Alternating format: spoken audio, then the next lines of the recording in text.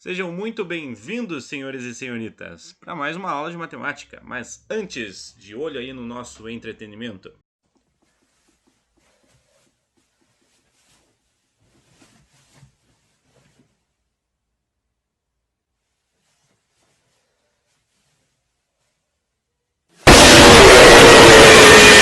Continuando, na aula passada a gente tinha dado uma olhada em volume e em capacidade, e é nisso que a gente volta novamente. Vamos dar uma olhada em volume e capacidade novamente, fazendo alguns exemplos para vocês aí, já que vocês já tinham alguns exercícios da apostila para fazer, e agora nessa aula que eu vou deixar outros também.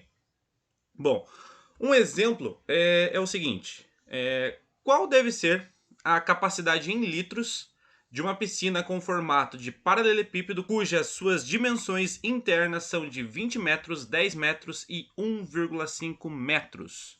Não pode ultrapassar sem que transborde. Então, primeiramente, nós devemos achar a capacidade dessa piscina, né?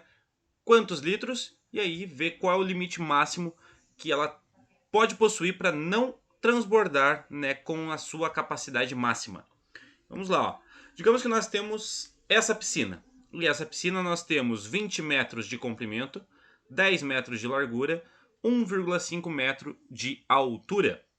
Então qual que é a capacidade que a gente deve colocar? Bom, como é um paralelepípedo, a gente aplica a fórmula de volume, que é basicamente multiplicar as três medidas, comprimento vezes largura vezes altura. Multiplicando, né, vamos pegar as três medidas, então eu peguei aqui a medida do comprimento, 20 metros, estou multiplicando por 10 metros da largura e 1,5 metro de altura. Se você fizer as três multiplicações, você vai encontrar 300 nos valores numéricos. Olha aqui, gente, lembra do cálculo algébrico. Eu estou tendo multiplicações de valores numéricos e de letra também, ó, porque o metro é minha medida.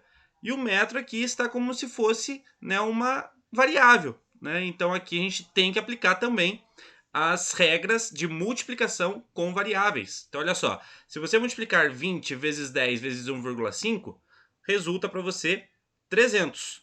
Agora, lembra lá, quando eu estou multiplicando m e as letras são iguais, né, nesse caso todas as letras são m's, o que eu devo fazer com os expoentes? Isso, eu devo somar os meus expoentes numa multiplicação de bases iguais, de letras iguais.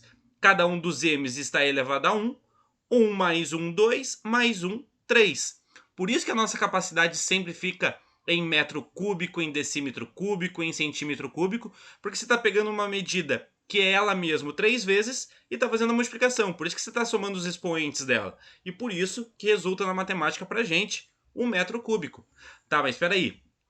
O enunciado falou em litros e não em metro cúbico. Nós sabemos também que na última aula, 1 metro cúbico é igual a quantos litros? Exatamente, ó, 1000 litros. Bom, se 1 metro cúbico é igual a 1000 litros, então quer dizer que 300 metros cúbicos vão ser 1000 vezes essa capacidade. Então significa que o volume vai ser 300 mil litros. E aí vem a pergunta, qual que é a capacidade em litros, né, que não pode ultrapassar sem que transborde? Então para essa piscina com essas dimensões, nós não podemos ultrapassar 300 mil litros, senão a piscina transborda. Esse foi o exemplo número 1. Tranquilo, né? Basicamente a multiplicação das três unidades, das três medidas. Bom, próximo exercício. Nesse próximo exercício ele diz o seguinte, ó. Na figura abaixo, neste paralelepípedo, representa um reservatório de água com formato de paralelepípedo cuja capacidade... Opa, ele está dando já a capacidade final. Então ele deu que a capacidade é de 2.700 litros. A capacidade é de 2.700 litros. Então determine a altura interna em decímetros desse reservatório. Ele deu as seguintes características. Ele deu 10 decímetros na largura desse reservatório. Ele também deu 15 decímetros no comprimento. E ele quer que a gente encontre a altura. A altura aqui, gente, eu vou colocar como x decímetros, tá? Ó, x decímetros. Então é esse x que eu quero encontrar. Eu quero encontrar a altura agora. Eu não quero encontrar o volume total. O volume total, que é a capacidade, ele já fornece pra gente no enunciado. Então, novamente, vamos aplicar a fórmula de volume em um paralelepípedo, que é volume igual a comprimento vezes largura vezes altura. Só que olha só uma coisa importante. Eu tenho litro no meu enunciado. E eu estou trabalhando com decímetro no meu comprimento, na minha largura e na minha altura. Se eu fizer a multiplicação dessas três medidas, eu vou ter, que nem a gente teve no exercício passado de metro cúbico, o m elevado a 3, o decímetro também elevado a 3, porque são três medidas. Lembra que letras iguais eu vou somar os expoentes, então por isso que vai ser decímetro cúbico. Bom, como o enunciado está em litros, então eu preciso converter essa unidade em litro para decímetro cúbico. Só que peraí, 1 decímetro cúbico é exatamente igual a 1 litro. Então, na verdade, aqui não vai haver conversão, que o decímetro cúbico é exatamente igual à quantidade de 1 litro. Então, nesse caso aqui, nós temos também 2.700 decímetros cúbicos. Então, para substituir na fórmula, o que eu vou fazer? Eu vou tirar esse V e vou colocar 2.700 decímetros cúbicos, né? Porque é a mesma coisa que o litro. No lugar do L, eu vou colocar o 10. No lugar do H, eu vou colocar o X, porque eu não sei a medida. E no lugar do comprimento, eu vou colocar o 15. Olha lá, ó. 2.700, 15 vezes 10 vezes X, que é o valor que eu desconheço.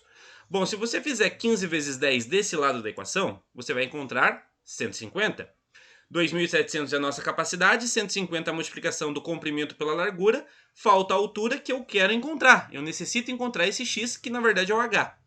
Bom, para eu isolar esse x, o 150 que está multiplicando o x, passa para o outro lado, dividindo. E se a gente dividir 2.700 por 150, nós vamos encontrar 18. Só que 18 o quê? 18 apenas decímetros.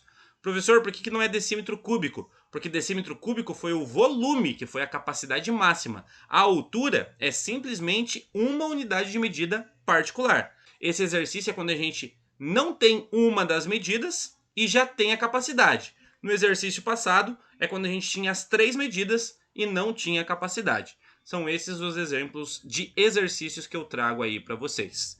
E sabendo disso, né, dessas operações, vocês já podem fazer os exercícios da apostila 3, das páginas 133 até a 186.